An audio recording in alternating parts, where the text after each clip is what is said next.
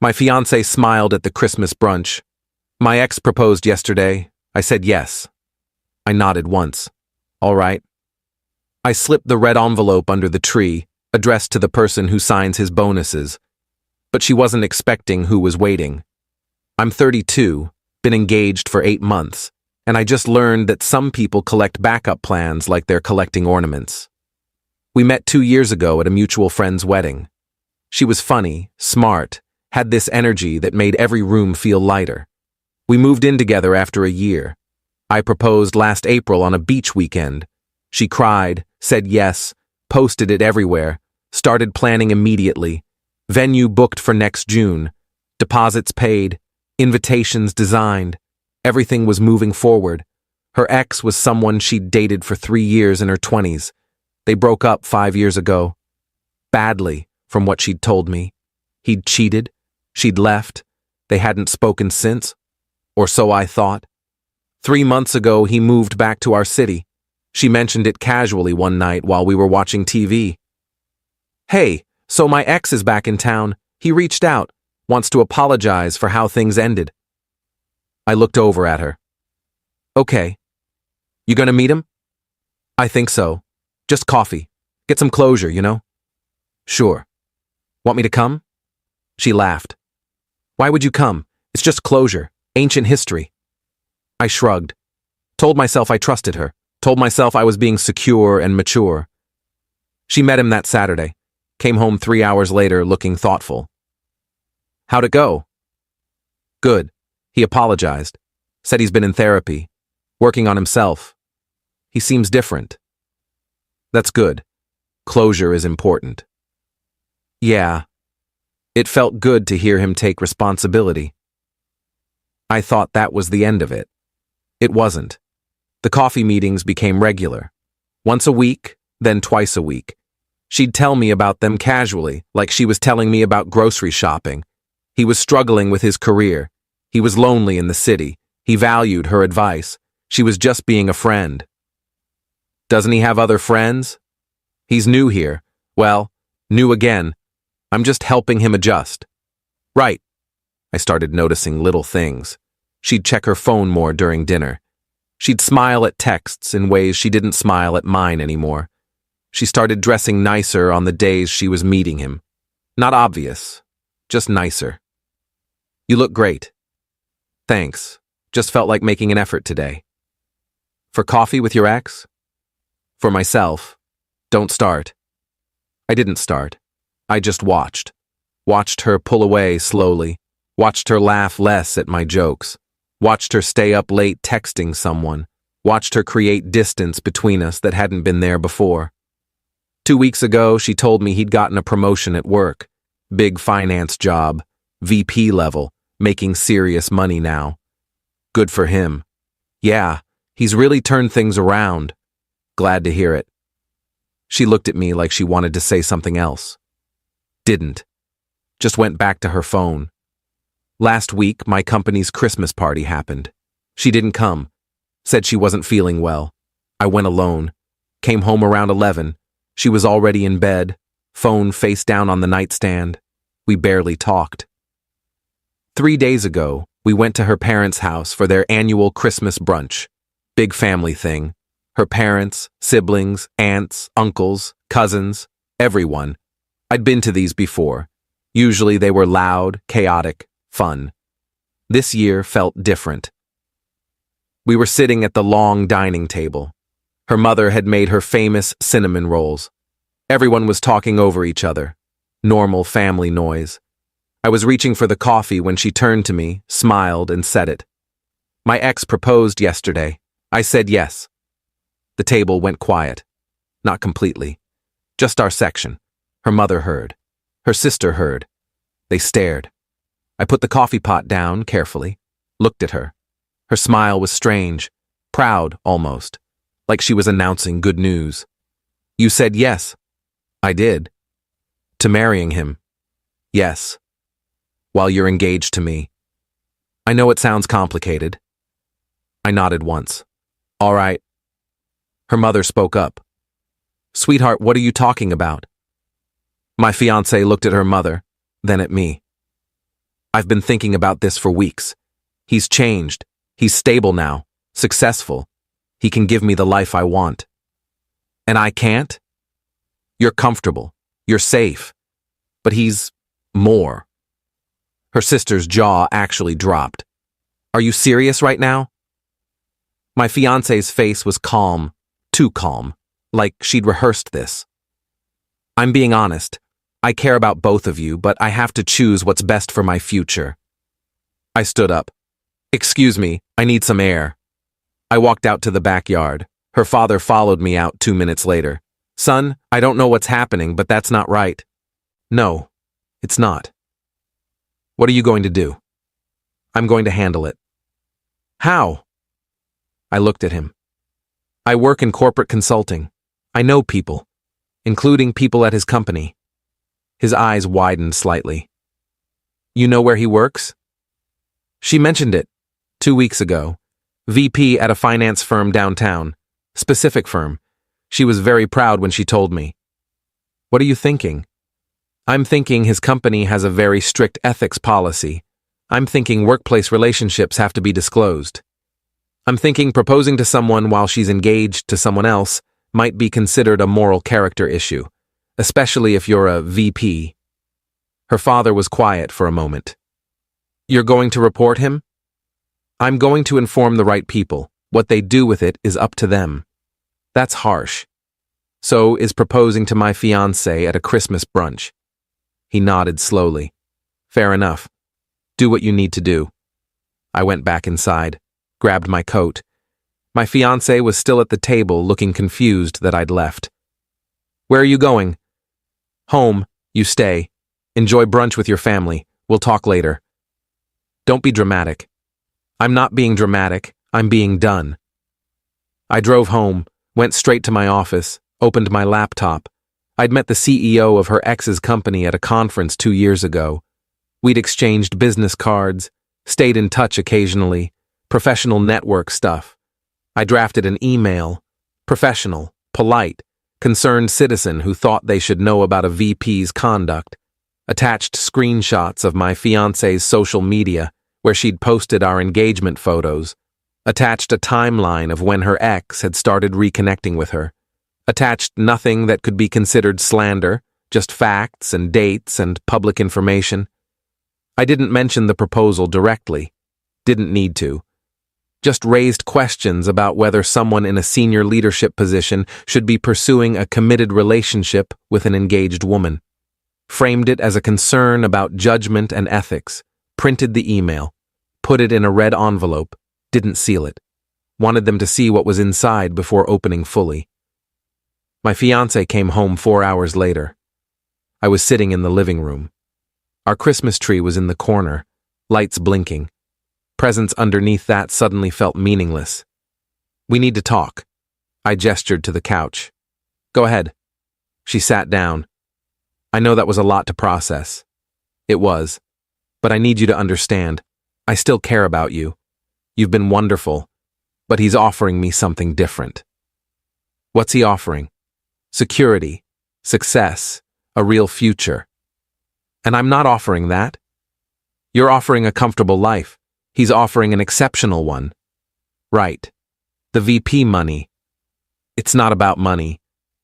It's exactly about money. It's about stability. About knowing I'll be taken care of. You're already taken care of. We have a good life. Good isn't great. I stood up. Here's what's going to happen. I'm keeping the apartment. Your name isn't on the lease. You have 2 weeks to move out. You can't kick me out. I can, and I am.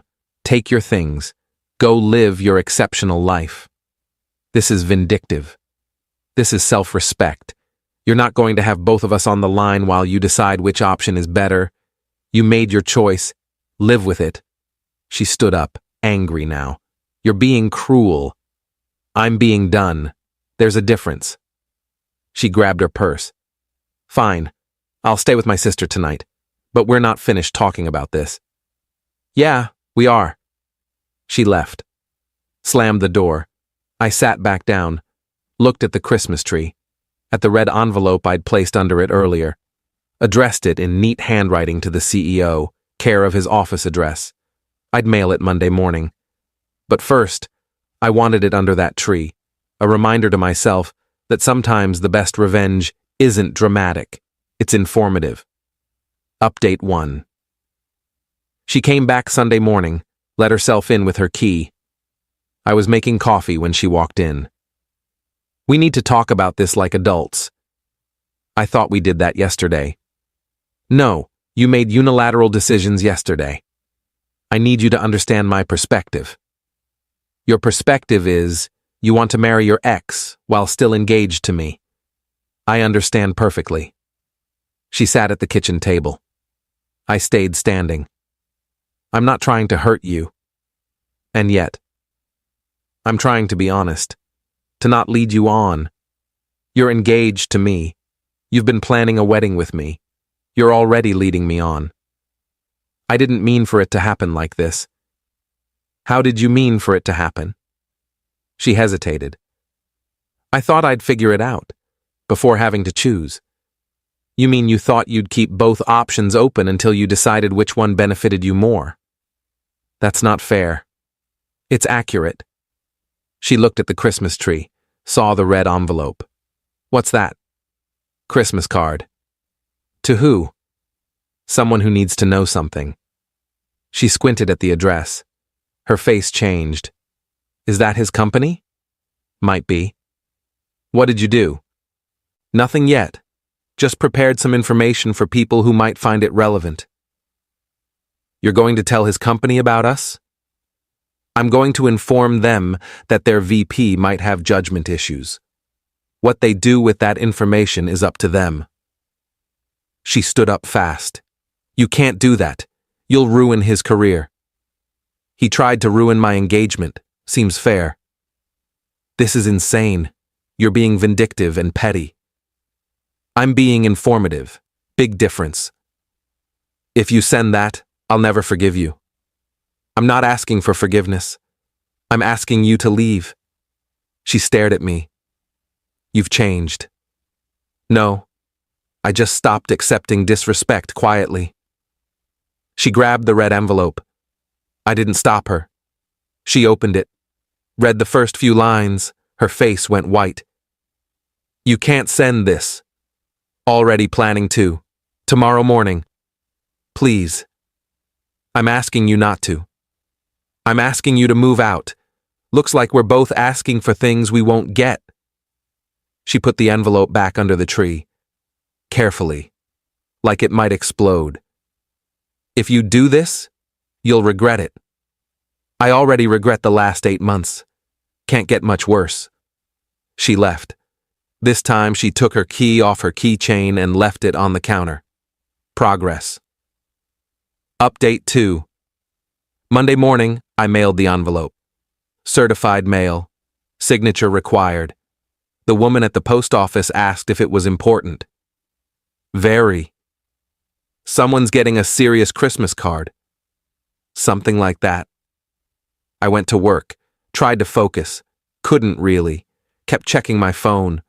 No messages from my fiancé, ex-fiancé, I guess. That was going to take getting used to. Around 3 p.m., I got a call from her sister. We'd always gotten along well. Hey, can we talk? Sure. Not on the phone. Can you meet me for coffee after work? Yeah, the place on 5th? Perfect, 6, okay? I'll be there. I showed up at 5:50. She was already there, looking stressed. Thanks for coming. Of course, what's going on? My sister told me what happened. All of it. All of it? About her saying yes to both of you. About you mailing something to his work. She's freaking out. Good. I'm not here to defend her. What she did was wrong. But I need you to understand something. Okay. She took a breath. He's been manipulating her. I've watched it happen.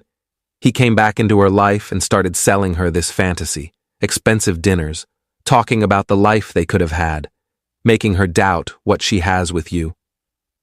She's an adult. She made choices. I know. But he's been in her ear for months, telling her you're not ambitious enough, that she deserves more, that he can give her things you can't. And she believed him. She got confused, blinded by the idea of a different life. That doesn't change what she did. No, it doesn't. But I'm asking you to think about what you're doing.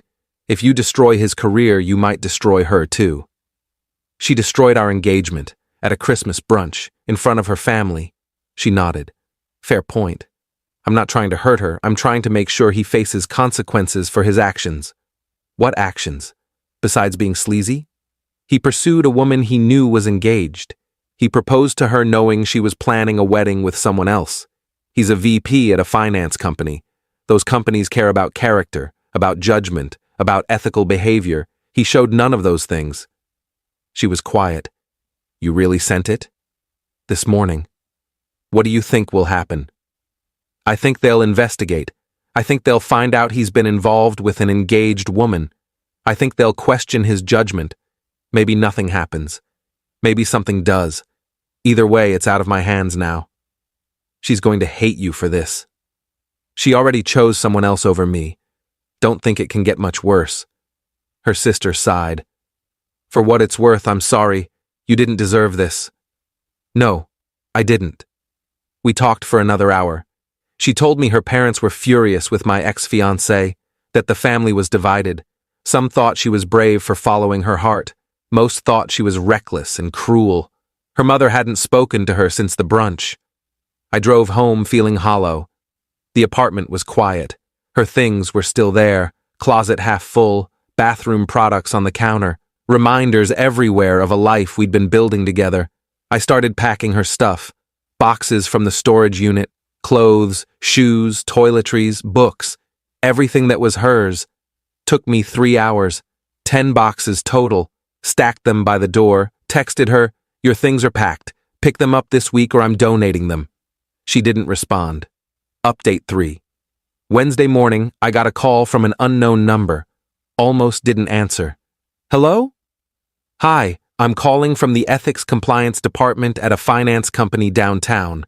Am I speaking with the person who sent a letter to our CEO on Monday? My heart jumped. Yes, that's me. We've received your letter. We'd like to ask you some questions if you have time. Now? If possible, or we can schedule something. Now is fine. They asked me to verify everything I'd written, dates, timeline, how I knew the information was accurate, whether I had proof of the engagement, social media posts, wedding deposits, venue contracts. I have all of it. Can you send those to us? Absolutely. And you're certain about the timeline? That he was actively pursuing her while she was engaged? Positive. She told me herself, at her family's Christmas brunch, in front of multiple witnesses. There was a pause. That's quite bold. That's one word for it. We take these matters seriously. Thank you for bringing this to our attention. What happens now? We investigate. We interview relevant parties. We make a determination about whether conduct violations occurred. How long does that take? Depends on the complexity. Could be days, could be weeks. Understood. Thank you. They hung up. I sat there staring at my phone. It was real. They were actually investigating. Part of me felt satisfied. Part of me felt sick. My phone buzzed. Text from my ex-fiancé. Did you really call his job? I texted back. I sent a letter. They called me. You're destroying his life. He tried to destroy mine. Seems fair. I'll never forgive you for this. You already chose him over me. Your forgiveness isn't something I need. She didn't respond. That night, her ex called me. I was surprised he had my number. Shouldn't have been. She probably gave it to him. We need to talk. No, we don't. You sent a letter to my company about me. I sent a letter about ethical concerns. Whether it's about you specifically is between you and your conscience. You're trying to ruin my career. I'm trying to make sure people know who they're promoting into leadership. Big difference. This is because of her. This is because you pursued someone else's fiancé and proposed to her while she was planning a wedding. That's not love. That's ego. You don't know anything about us. I know enough. I know she was happy until you showed up. I know you sold her fantasies about a life you probably can't even deliver. I know you're exactly the kind of person who makes impulsive decisions that hurt people, which is exactly why your company should know about it. If I lose my job over this, then you'll have consequences for your actions. Welcome to adulthood. I hung up. He called back 3 times. I didn't answer. Update 4 Friday. My ex-fiancée showed up at my apartment. She looked tired, eyes red like she'd been crying. Can I come in? I stepped aside. She walked in, saw the boxes stacked by the door. You packed everything. You need to take them. She sat on the couch. I stayed standing. He got suspended. Who? Don't play dumb. You know who. They suspended him pending investigation. Put him on leave. He might lose everything. That's not my fault. Yes, it is. You sent that letter. I reported concerns. What they do with it is their choice. You ruined him. He ruined himself. I just made sure the right people knew about it. She looked at me with something like hatred. I thought you were better than this. I thought you were better than saying yes to 2 proposals. Guess we were both wrong. I made a mistake. Which part? Saying yes to him? Or telling me about it at a family brunch? She didn't answer. Here's the thing. You wanted to keep both of us as options. You wanted me as the safe choice and him as the exciting choice. You wanted to see which one worked out better before committing. That's not love. That's shopping. That's not true. It's exactly true. And now one of your options is suspended from work and the other one is done with you entirely. So you get neither. Congratulations. I still love you. No, you don't. You love the idea of having backup plans. You love the security I represented. But you don't love me. If you did, you wouldn't have been able to say yes to someone else. She started crying. I don't know what to do. Move out. Take your boxes. Figure out your life. That's what you do. Can we try again? After things calm down? No. Please. I made a mistake. I see that now. You made a choice, a deliberate choice, and now you're dealing with consequences. That's not a mistake. That's cause and effect. She stood up. You're going to regret this. Maybe, but at least I'll regret it while respecting myself. She grabbed 2 of the boxes, left without another word. Came back an hour later for the rest.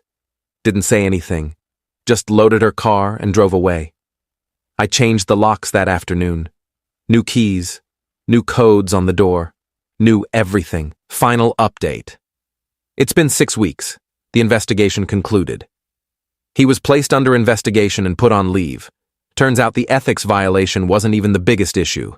During the investigation, they discovered he'd been inflating his expense reports and billing personal purchases as client entertainment. My letter just started the process that uncovered everything else. My ex-fiancée's family reached out last week. Her mother called. I want you to know we don't blame you for what happened. I appreciate that. She made her choices. She has to live with them. How is she? Not great. He blamed her for his job loss. They broke up. She's staying with her sister. I'm sorry to hear that. Are you? I'm sorry she's hurting. I'm not sorry about the consequences. That's fair. For what it's worth, we always liked you. Thought you were good for her. I thought so too. She paused. Would you ever consider talking to her? Not about getting back together? Just closure? No. I got my closure when she told me she said yes to someone else. I don't need more. I understand. Take care of yourself. You too. I canceled the wedding venue, lost the deposit, canceled the photographer, the caterer, the DJ. Some gave partial refunds, most didn't. Cost me about $5,000 total. Worth it. I kept the ring. Not sure what to do with it yet. Maybe I'll sell it. Maybe I'll keep it as a reminder. Haven't decided. My apartment feels bigger now without her things in it. Emptier, but cleaner. Like I can finally breathe without worrying about someone else's agenda. I'm not dating. Not ready. Maybe not for a while. But I'm okay with that. Better to be alone than to be someone's backup plan. The red envelope changed everything. Not just for him, for me. It was the moment I decided I was worth more than being someone's safe option while they explored better alternatives. She thought she could have it both ways. Thought I'd wait while she figured out which life she wanted more. Thought announcing it at Christmas brunch would somehow make it acceptable because it was honest. But she wasn't expecting who was waiting. Not a person. A consequence. The kind that comes from thinking you can betray someone without any of it catching up to you.